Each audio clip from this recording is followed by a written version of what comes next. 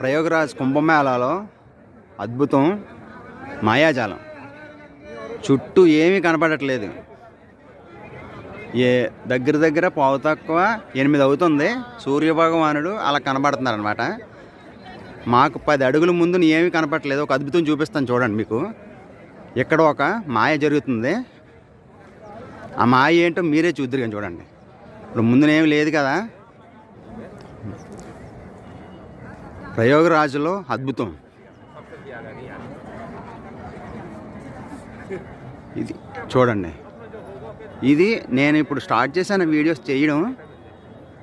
10 అడుగుల దూరంలో ఉంది అంతే. ఇక్కడ ఇంత పెద్ద భవనంలా ఉంది, అది కనపడట్లేదు. ముందునేముందో కూడా కనపడట్లేదు. చూసారా?